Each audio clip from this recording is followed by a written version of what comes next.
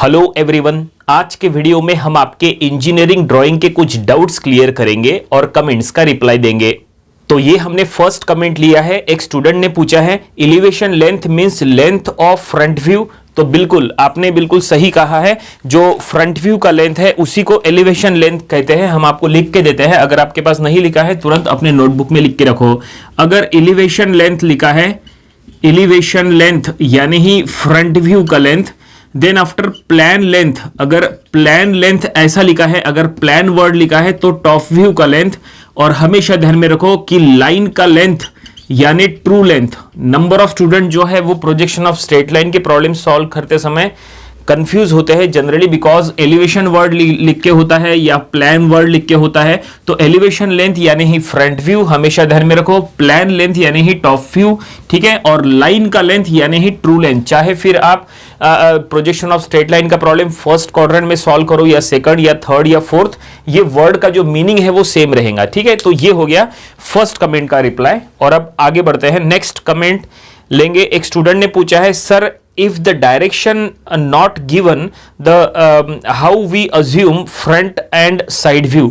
देखो ये orthographic projection से रिलेटेड इन्होंने क्वेश्चन लिया है। जनरली आपको पता है कि ऑर्थोग्राफिक प्रोजेक्शंस के जो प्रॉब्लम्स होते हैं उसमें एक क्वेश्चन में एक गिवन एक 3 डायमेंशनल व्यू दिया होता है, यानी आइसोमेट्रिक व्यू दिया होता है। उसको देख के आपको 2 डायमेंशनल व्यू यानी ऑर्थोग्राफिक व्यू ड्रॉ करना होता है। और ऑर्थोग्राफिक के जितने भी प्रॉब्लम्स है, मैक्सिमम हर प्रॉब्लम में कहां से देख के फ्रंट व्यू ड्रॉ करना है वो जनरली दिया होता है, यानी डायरेक्शन आपको फ्रंट व्यू एक्स डायरेक्शन दिया होता है कि आपको एक्स डायरेक्शन की तरफ से देख के फ्रंट व्यू ड्रॉ करना है, ठीक है ना। ये जनरली मैक्सिमम प्रॉब्लम्स में दिया होता है। तो स्टूडेंट का कहना यही है कि अगर नहीं दिया है तो क्या करें।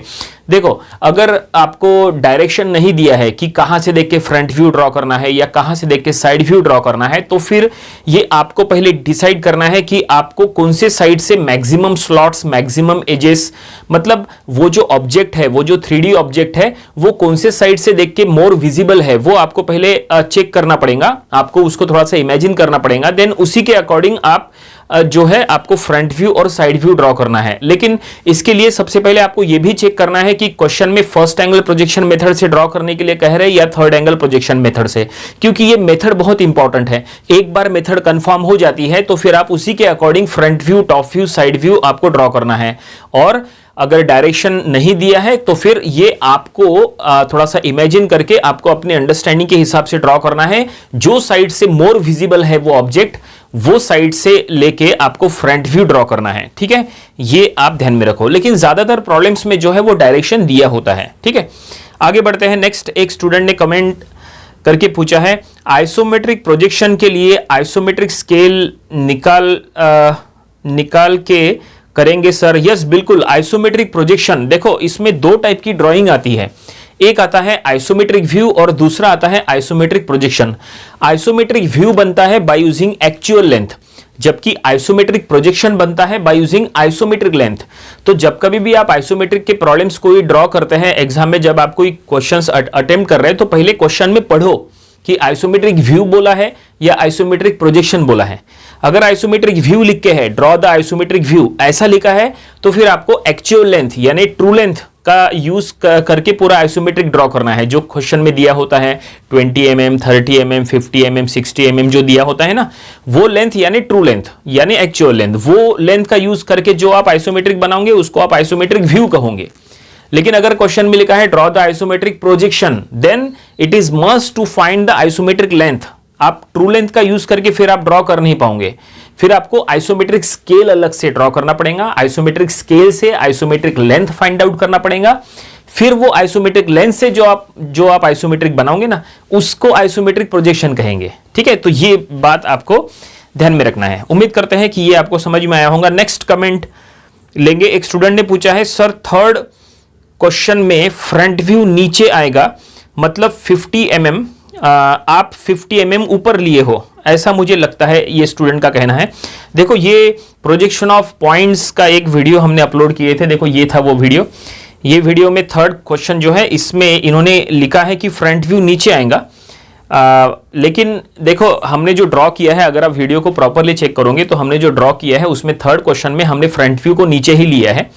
और टॉप व्यू को ऊपर लिया है। देखो जो थर्ड क्वेश्चन था उसमें जो है क्वेश्चन में पॉइंट का पोजीशन जो है वो HP VP के साथ दिया है और वो पॉइंट जो है वो थर्ड क्वाड्रेंट में है। और हमने वो वीडियो में बताया है कि अगर पॉइंट थर्ड क्वाड्रेंट में है तो थर्ड क्वाड्रेंट में फ्रंट व्यू हमेशा नीचे बनता है, टॉप व्यू हमेशा ऊपर बनता है थर्ड क्वाड्रेंट में। ठीक है, तो हमने उसमें वो थर्ड क्वेश्चन में जो है फ्रंट व्यू नीचे ही बनाया है, टॉप व्यू ऊपर बनाया है। आप एक बार देख लो। एक बात आप हमेशा ध्यान में रखो, अगर क्वेश्चन में पॉइंट का रिलेशन HP के साथ दिया है, देखो ध्यान में रखो, अगर क्वेश्चन में पॉइंट का रिलेशन HP के साथ है तो वो फ्रंट व्यू का पॉइंट होता है, और पॉइंट का रिलेशन अगर VP के साथ है तो वो टॉप व्यू का पॉइंट होता है। फिर वो चाहे कोई भी क्वाड्रेंट में क्यों ना हो, आपको बस ये ध्यान में रखना है। ठीक है, एक बार आपको रिवाइज करके बता देते हैं। देखो, अगर फर्स्ट क्वाड्रेंट में अगर पॉइंट है तो क्वेश्चन में लिखा होता है point is above HP and in front of VP, ऐसा लिखा होता है। तो पॉइंट का फ्रंट व्यू ऊपर बनेगा, उसमें हम डैश लगाएंगे। पॉइंट का टॉप व्यू नीचे बनेगा, उसमें डैश नहीं रहेगा। ठीक है, ये हो गया फर्स्ट क्वाड्रेंट। अगर क्वेश्चन में लिखा है, अगर क्वेश्चन में पॉइंट का पोजीशन सेकंड क्वाड्रेंट में अगर दिया है तो स्टेटमेंट में क्या लिखा होता है बताते हैं। तो क्वेश्चन में लिख के रहता है point is above HP and behind VP, ऐसे लिखा रहता है। अबव HP बिहाइंड VP लिखा है तो समझ जाओ पॉइंट सेकंड क्वाड्रेंट में है। ठीक है, ऐसे में उसका जो फ्रंट व्यू टॉप व्यू है दोनों XY लाइन के ऊपर बनते हैं। तो फ्रंट व्यू का पॉइंट भी XY लाइन के ऊपर रहेगा और टॉप व्यू का पॉइंट भी XY लाइन के ऊपर रहेगा। देखो, फ्रंट व्यू के पॉइंट में डैश लगा, टॉप व्यू के पॉइंट में डैश नहीं लगा। ठीक है, ये सेकंड क्वाड्रेंट की बात हो गई। थर्ड क्वाड्रेंट की अगर बात करें, अगर जो है देखो थर्ड क्वाड्रेंट के लिए XY लाइन ड्रॉ करेंगे। ठीक है, थर्ड क्वाड्रेंट में अगर पॉइंट हो तो क्वेश्चन में लिखा रहता है point is below HP and behind the VP, ऐसा लिखा रहता है। ऐसे में पॉइंट का फ्रंट व्यू XY लाइन के नीचे बनता है, उसमें डैश लगाओ। पॉइंट का टॉप व्यू XY लाइन के ऊपर बनता है, उसमें डैश मत लगाओ। ठीक है, इस तरह से ये थर्ड क्वाड्रेंट। और फोर्थ क्वाड्रेंट में लास्ट में लिखा होता है, अगर फोर्थ क्वाड्रेंट में अगर पॉइंट है तो क्वेश्चन में लिखा रहता है point is below HP and in front of VP, ऐसा लिखा रहता है। तो ऐसे में उसका जो फ्रंट व्यू और टॉप व्यू है दोनों XY लाइन के नीचे बनते हैं। तो फ्रंट व्यू XY लाइन के नीचे बना, डैश लगाओ, और टॉप व्यू XY लाइन के नीचे बना, उसमें डैश मत लगाओ। ठीक है, इससे आपको क्या समझ में आता है? इससे ये समझ में आता है, देखो अगर यहाँ पे लाइन्स अगर हम ड्रॉ करेंगे, देखो ये देखो इस तरह से, ये देखिए ये सबसे इंपॉर्टेंट है जो अब हम यहां ड्रॉ कर रहे हैं। ये क्या है? ये हमने X axis Y axis draw कर लिए। ठीक है, ये देखिए ये बना दिए एक्स एक्सिस वाई एक्सिस, दिख रही है आपको? तो ये है एक्स एक्सिस और ये है वाई एक्सिस हमने जो बनाया है। ठीक है, ये जो एक्स एक्सिस है और ये जो वाई एक्सिस है, इससे 4 क्वाड्रेंट तैयार हो गए। ये क्वाड्रेंट 1, देखो ये क्वाड्रेंट 1 है। ठीक है, यहां बन गया क्वाड्रेंट 2, यहां बन गया क्वाड्रेंट 3, ठीक है, यहां बन गया क्वाड्रेंट 4। और इसमें एक बात और ध्यान में रखो कि फर्स्ट क्वाड्रेंट और थर्ड क्वाड्रेंट दोनों एक में के अपोजिट होते हैं। देखो फर्स्ट और थर्ड अपोजिट में है। इसमें जो चीज ऊपर है वो इसमें वो चीज नीचे है, इसमें जो चीज नीचे है वो इसमें ऊपर है कि नहीं? फर्स्ट और थर्ड अपोजिट। उसी तरह से सेकंड क्वाड्रेंट और फोर्थ क्वाड्रेंट भी अपोजिट में रहते हैं। देखो इसमें जो दोनों के दोनों ऊपर है, इसमें दोनों के दोनों नीचे है। ठीक है, इस तरह से तो सेकंड और फोर्थ भी अपोजिट रहते हैं। तो उम्मीद करते हैं कि आपका पूरा जो डाउट है वो क्लियर हो गया होगा। और अब नेक्स्ट कमेंट का रिप्लाई करेंगे। देखो एक स्टूडेंट ने क्वेश्चन में पूछा है फ्रेंच कर्व कैसे बनाएं। देखो जनरली इंजीनियरिंग कर्व्स के जो प्रॉब्लम्स होते हैं जिसमें ellipse, parabola, hyperbola, cycloid, involute ये जो ड्रॉ करना होता है उसमें फ्रेंच कर्व का यूज करना होता है। और फ्रेंच कर्व आपको बनाने की जरूरत नहीं है। फ्रेंच कर्व जो है वो मार्केट में मिलता है। आपको कोई भी स्टेशनरी शॉप में जाना है और वहां से फ्रेंच कर्व खरीदना है। ठीक है, फ्रेंच कर्व जब आप खरीदोगे तो जो पतला वाला फ्रेंच कर्व आता है जो थोड़ा सा फ्लेक्सिबल होता है वो वाला खरीदना। एक थिक जो जाड़ा वाला आता है वो मत खरीदना, क्योंकि जो थिक जाड़ा वाला फ्रेंच कर्व होता है उसको आप दोनों साइड से ड्रॉ कर नहीं पाओगे। सिर्फ एक सिंगल साइड से जो उसकी सीधी साइड है आप सिर्फ उसी से ड्रॉ कर पाओगे। अगर आप उसको उल्टा करोगे तो ड्रॉ नहीं हो पाएगा, क्योंकि वो थिक है ना, वो जाड़ा है, इसलिए वो दोनों साइड से ड्रॉ नहीं होगा। जबकि जो पतला वाला जो होता है फ्लेक्सिबल वाला वो दोनों साइड से ड्रॉ हो पाएगा उससे। तो आप वो पतला वाला खरीदेगा, क्योंकि फ्रेंच कर्व ऐसा इंस्ट्रूमेंट होता है जिससे आपको दोनों साइड में ड्रॉ करना होता है। अगर आप एक साइड से ऐसे फ्रेंच कर्व रखोगे तो भी ड्रॉ करते आना चाहिए, उल्टे साइड में रखोगे तो भी ड्रॉ करते आना चाहिए। तो अगर आप पतला वाला फ्रेंच कर्व लोगे ना तो आप दोनों साइड से ड्रॉ कर पाओगे। तो पतला वाला खरीदना, जो जाड़ा वाला आता है थिक वो मत खरीदना। और अब नेक्स्ट कमेंट का रिप्लाई करेंगे। एक स्टूडेंट ने पूछा है सर आपने साइड ड्रॉ किए क्वेश्चन में, कॉर्नर ड्रॉ करना था वीपी के साथ। देखो ये जो है ये एक्चुअली प्रोजेक्शन ऑफ प्लेन का एक हमने वीडियो बनाए थे। प्रोजेक्शन ऑफ प्लेन, देखो ये था वो वीडियो। ये सॉल्व प्रॉब्लम 3 है। इसमें ये पेंटागोनल प्लेन है और पेंटागोनल प्लेन जो है वो हमने कॉर्नर वाला बनाया है। तो स्टूडेंट का कहना ये है, कमेंट करके वो पूछ रहे हैं कि सर आपने साइड वाला बनाया है तो आपने कॉर्नर वाला ड्रॉ करना था, क्योंकि कॉर्नर इन वीपी ऐसा लिखा है। देखो ये जो हमने बनाया है वो बिल्कुल सही बनाया है, क्योंकि ये प्रोजेक्शन ऑफ प्लेन है। देखो प्रोजेक्शन ऑफ प्लेन और प्रोजेक्शन ऑफ सॉलिड, ये जो 2 यूनिट्स है, इसमें नंबर ऑफ स्टूडेंट्स कंफ्यूज होते हैं कि कौन सी साइड राइट साइड में लेना या कौन सी साइड लेफ्ट साइड में लेना। तो आपको एक बता रहे, प्रोजेक्शन ऑफ प्लेन के जो प्रॉब्लम्स होते हैं उसमें अगर क्वेश्चन में लिखा है कॉर्नर इन एचपी या कॉर्नर इन वीपी, तो वो लेफ्ट में लेके ड्रॉ करना प्रोजेक्शन ऑफ प्लेन में। उसी के साथ साथ अगर क्वेश्चन में लिखा है साइड इन एचपी या साइड इन वीपी, तो वो भी लेफ्ट साइड में लेके ड्रॉ करना। मतलब प्रोजेक्शन ऑफ प्लेन के क्वेश्चंस के सॉल्यूशन बनाते समय जो चीज इन एचपी या इन वीपी दिया है वो आपको लेफ्ट साइड में रख के ड्रॉ करना है, राइट साइड में रख के ड्रॉ मत करो। राइट साइड में रख के कौन सी इसमें ड्रॉ करना पड़ता है, प्रोजेक्शन ऑफ सॉलिड में। अगर प्रोजेक्शन ऑफ सॉलिड का प्रॉब्लम है तो प्रोजेक्शन ऑफ सॉलिड में अगर क्वेश्चन में लिखा है कॉर्नर इन वीपी या कॉर्नर इन एचपी, तो वो कॉर्नर राइट साइड में रख के आपको ड्रॉ करना होता है सॉलिड, ठीक है। और अगर साइड इन वीपी लिखा है या साइड इन एचपी लिखा है तो वो आपको राइट साइड में रख के ड्रॉ करना होता है। प्रोजेक्शन ऑफ सॉलिड में राइट साइड में रखते हैं कॉर्नर या साइड, ठीक है, और प्रोजेक्शन ऑफ प्लेन में लेफ्ट साइड में रखते हैं कॉर्नर या साइड, ठीक है। तो ये जो हमने बनाया है इसमें आप देख सकते हैं ये 3rd प्रॉब्लम है। ये आप वीडियो फिर से देख लीजिएगा, इसका क्वेश्चन इसके डिस्क्रिप्शन में लिखा है। उसमें लिखा है कॉर्नर इन वीपी। तो देखो जो हमने कॉर्नर इन वीपी जो क्वेश्चन में था, तो जाहिर सी बात है जो ट्रू शेप है वो वीपी में ही ड्रॉ होगा। या तो हमने ट्रू शेप वीपी में बनाया है एक्स वाई लाइन के ऊपर, और हमने कॉर्नर वाला पेंटागन बनाया है। देखो लेफ्ट साइड में कॉर्नर लेके हमने बनाया है, ठीक है। तो जहां तक ये बिल्कुल सही है, तो कोई दिक्कत नहीं है। आगे बढ़ते हैं। नेक्स्ट क्वेश्चन एक स्टूडेंट ने पूछा है sir 2.56 centimetre comes from where it was not mention in the question. देखो ये डायगोनल स्केल का जो हमने फर्स्ट वीडियो अपलोड किए थे, ये देखो ये था वो वीडियो डायगोनल स्केल का। इसमें हमने जो क्वेश्चन दिए थे जब वीडियो स्टार्ट किए थे, तो क्वेश्चन में स्टार्टिंग में 2.56 मीटर जो यहाँ पे हमें जो मेजर करना है वो क्वेश्चन में नहीं दिए थे हमने, लेकिन क्वेश्चन पूरा सॉल्यूशन ड्रॉ होने के बाद हमने लास्ट में 2.56 जो मीटर लेंथ है वो वहां पे मेंशन किया है और वो शो किया है। वो जस्ट एक रैंडम नंबर आया हमारे माइंड में कि ये जब स्केल है, जब हमने इतनी बड़ी स्केल बनाया है 5 मीटर की या 6 मीटर की जो स्केल बनाया है, और उसके ऊपर अगर आपको कोई लेंथ मेजर करना है तो कोई भी हमने एक रैंडम लेंथ ले ली है 2.56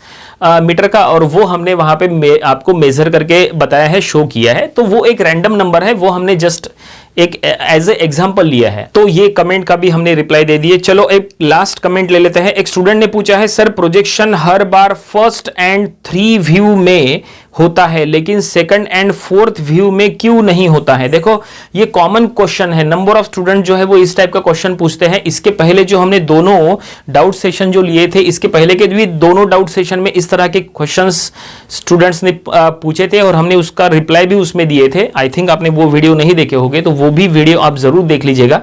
उसमें हमने बताए थे कि फर्स्ट एंगल प्रोजेक्शन मेथड और थर्ड एंगल प्रोजेक्शन मेथड ही यूज क्यों करते हैं, सेकंड और फोर्थ क्वाड्रेंट में पर्टिकुलर सॉलिड को रख के प्रोजेक्शंस क्यों नहीं बनाते, उसका रीजन हमने उसमें बताए थे। फिर भी यहाँ पे एक बार आपको बता देते हैं कि क्यों, थोड़ा सा शॉर्ट में बताते हैं।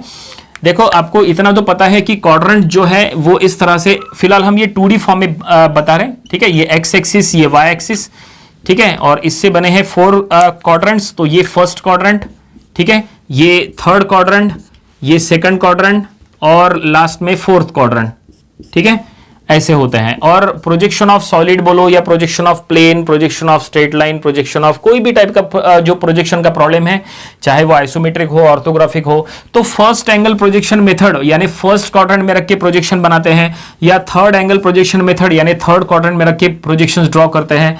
उसका रीजन बिल्कुल सिंपल है। उसका रीजन हमने इसके पहले जो बताए थे कि जो हॉरिजॉन्टल प्लेन होता है, देखो ऐसा हॉरिजॉन्टल प्लेन होता है, ऐसा वर्टिकल प्लेन होता है। जब आपको प्रोजेक्शंस ड्रॉ करना होता है तो क्या करना है, ये जो हॉरिजॉन्टल प्लेन है इसको रोटेट करना होता है क्लॉकवाइज 90 डिग्री से नीचे। तो 90 डिग्री से रोटेट करने की वजह से क्या होता है, देखो यहां पे रहता है HP, इधर रहता है ऐसा HP, और यहां रहता है ऐसा, इधर रहता है VP। तो फर्स्ट क्वाड्रेंट में जब आप ऑब्जेक्ट को रखते हो और HP को जब आप ऐसा 90 डिग्री से रोटेट करते हो तो VP ऊपर रहता है, HP नीचे रहता है, और दोनों साइड में एक एक प्रोजेक्शंस ड्रॉ हो जाते हैं। ठीक है, इधर बनता है फ्रंट व्यू और इधर बनता है टॉप व्यू। फ्रंट व्यू यहां आ जाएगा, टॉप व्यू यहां आ जाएगा। ठीक है, और जब आप थर्ड क्वाड्रेंट में लेके ड्रॉ करते हो तो क्या होता है, यहां पे भी जब आप थर्ड क्वाड्रेंट में लेंगे, ये VP है, ये देखो ये VP है यहां पे ऐसा, और ये HP है। ठीक है ना, और जब आप ये HP को ऐसा जब आप ये HP को ऐसा रोटेट करते हैं तो HP को रोटेट करने की वजह से क्या होता है, ये HP यहां पे ऊपर चले जाता है, VP नीचे आ जाता है। तो HP में एक व्यू जो है HP में ड्रॉ होता है, एक व्यू VP में ड्रॉ होता है। तो यहां पे बनता है फ्रंट व्यू और यहां पे बनता है टॉप व्यू। ठीक है, मतलब जो यहां पे होता है उसका उल्टा यहां पे रहता है। तो जाहिर सी बात है फर्स्ट एंगल और थर्ड एंगल में जब आप, यानी फर्स्ट क्वाड्रेंट थर्ड क्वाड्रेंट में रख के जब आप प्रोजेक्शंस ड्रॉ करते हैं तो प्रोजेक्शन जो है वो डिफरेंट प्लेन में दिखते हैं। एक हॉरिजॉन्टल प्लेन में एक व्यू दिखता है, वर्टिकल प्लेन में एक व्यू दिखता है। कोई भी जो व्यूज है वो एक में के ऊपर ऐसा ओवरलैप नहीं होते हैं, इसलिए फर्स्ट और थर्ड में रख के ही ड्रॉ किया जाता है। अगर आप मान लो कोई ऑब्जेक्ट को सेकंड क्वाड्रेंट में रखते हैं, ठीक है, तो उससे क्या होगा, देखो सेकंड में रखने से, सेकंड में अगर आपने ऑब्जेक्ट को रखे, यहां पे अगर आपका कोई पॉइंट आ गया, यहां पे अगर आपका कोई ऑब्जेक्ट आ गया, देखो ठीक है, और अगर आप ये हॉरिजॉन्टल प्लेन HP को जब आप ऐसे रोटेट करोगे तो क्या होगा, ये HP और ये VP जो है ये दोनों ऐसे मिल जाएंगे, क्योंकि VP तो वही का वही रहेगा। VP को आपको रोटेट नहीं करना है, सिर्फ HP को रोटेट करना है। तो HP को रोटेट करने से क्या होगा, तो ये HP VP जो है ये ऐसा मिल जाएंगे। उससे क्या होगा, जो HP पे जो व्यू है और जो VP पे जो व्यू है वो दोनों के दोनों ओवरलैप हो जाएंगे। ठीक है ना, और ओवरलैप होंगे तो आपको कुछ भी समझ में नहीं आएगा, आप ड्रॉ कर नहीं पाओगे। इसलिए सेकंड क्वाड्रेंट में आपको कोई भी ऑब्जेक्ट को रख के प्रोजेक्शंस ड्रॉ नहीं करना है। फोर्थ का भी बिल्कुल वैसा ही है। अगर आपने मान लो फोर्थ में अगर कोई ऑब्जेक्ट को आपने अगर रख लिए, और देखो ये HP है, ये VP है, और HP को हमेशा रोटेट करना होता है। तो जब आप HP को ऐसा रोटेट करोगे तो क्या होगा, HP ये VP दोनों के दोनों ऐसा ऐसा ओवरलैप हो जाएंगे, एक में के ऊपर ऐसे जो है ऐसे लग जाएंगे। तो HP का प्रोजेक्शन और VP का प्रोजेक्शन दोनों ओवरलैप होने की वजह से आप कुछ भी समझ नहीं पाओगे, ड्रॉ कर नहीं पाओगे। इसलिए फोर्थ क्वाड्रेंट में भी ड्रॉ नहीं करते हैं। ये हमने शॉर्ट में बताया है, इसके पहले के डाउट सेशन में हमने पूरा आपको एक्सप्लेन करके दिए थे, वो भी वीडियो आप देख सकते हैं। ठीक है, उम्मीद करते हैं कि ये डाउट भी आपका क्लियर हो गया होगा। तो आज के वीडियो में मैक्सिमम जितने भी हमने क्वेश्चंस लिए थे सभी के रिप्लाई दे दिए हैं। अगर आपके मन में भी अगर इंजीनियरिंग ड्राइंग से रिलेटेड कुछ डाउट्स है, कुछ क्वेश्चंस है, तो आप हमें पूछ सकते हैं। नेक्स्ट डाउट सेशन में हम उसका रिप्लाई करने का प्रयास करेंगे। आज के वीडियो में फिलहाल इतना ही, मिलते हैं नेक्स्ट वीडियो में। Thank you very much.